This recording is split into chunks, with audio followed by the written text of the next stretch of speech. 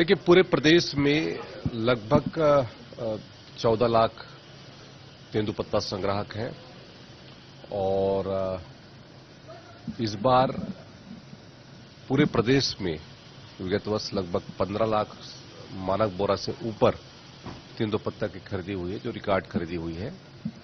और सरकार ने लगभग 10 से 15 दिन मिनिमम तेंदुपत्ता की खरीदी की है जिस भी क्षेत्र में है, और उसके तहत में हमारे उनको लगभग 5,500 रुपए का उनको प्रदान भी किया गया है प्रति मानक बोरा। और सरकार की घोषणा भी थी कि 5,500 रुपए हम तेंदुपत्ता का दर देंगे और दिया। और उसके साथ साथ हमारे जो तेंदुपत्ता संग्राहकों को हम चरण पादुका देंगे, तो उसके लिए भी सरकार ने बजट में प्रावधान किया। और चरण पादुका की जो क्रय प्रक्रिया है वो भी लगभग पूर्ण हो चुकी है। और जल्द से जल्द हम इसी सत्र पे हमारे जो तेंदुपत्ता संग्राहक हैं उनको चरण पादुका देने की कार्रवाई पूरी कर देंगे। इसके लिए सरकार की ओर से बजट भी रखा जाता है कि पहले से ही सफाई की व्यवस्था रखा, लेकिन अभी जो कवर्धा जैसा क्षेत्र है जहाँ पर बोरन जैसे पहाड़ी इलाके हैं, उस जगहों पर वापस से आग लगने की स्थितियां देखने को मिली है, सफाई सही से नहीं हो पाई।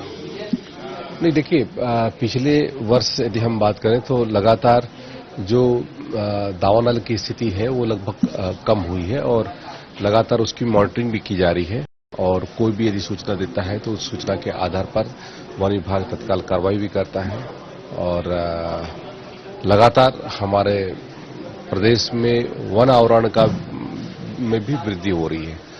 तो सरकार की पूरी मंशा है कि ऐसी स्थिति से हम अच्छे तरीके से उसका निपटान करें, और कोई भी ऐसी सूचना होती है तो उसकी जानकारी प्राप्त होगी तो उसके ऊपर हम तत्काल कार्रवाई भी करेंगे। और जहां तक कवर्धा का मामला था, एक बार मैं दिखा लेता हूं कि वहां पर क्या स्थिति है। ये कांग्रेस का बार एक सब निकल कर आता था रोड मैप, यहाँ से कांग्रेस का रोड मैप तैयार होता है।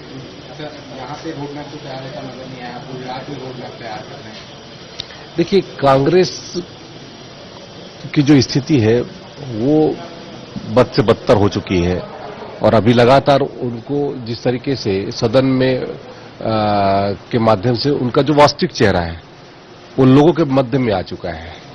ये शेर की खाल में छुप कर के भेड़िए जैसा कहते हैं व्यवहार करने वाले लोग हैं। इनका ड्वेल पॉलिसी है और इस ड्वेल पॉलिसी जनता के बीच में आ चुकी है।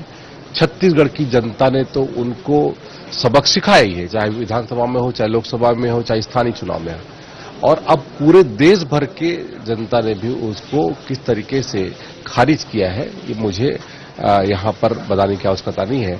आने वाले समय में और इससे बुरी स्थिति में कांग्रेस पार्टी जाएगी। क्षेत्रों में भी इंद्रावती सूख गई है, ये बड़ी चिंता का विषय है। वहां पर बस्तर में बहुत सारे लोग गिर गए। देखिए, इंद्रावती को क्योंकि हमारे उस बस्तर की जीवनदायिनी नदी है और उसको पुनर्जीवित करने की दृष्टि से लगातार हमारी कार्य योजना बनी हुई है।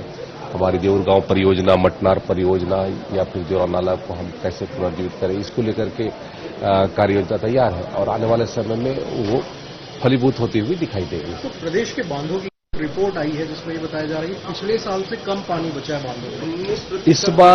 इस बार भीषण गर्मी के चलते जो स्थिति है में जो कहते हैं पानी देने का है उसमें थोड़ा सा मतलब जो स्थिति है वो कम है, लेकिन पेयजल की स्थिति संकट की स्थिति न हो, ट्रांसपोर्टिंग की स्थिति न हो, इस बात को लेकर के सरकार पूरी तरीके से मुस्तैद है, तैयार है। ठीक है, बताइए।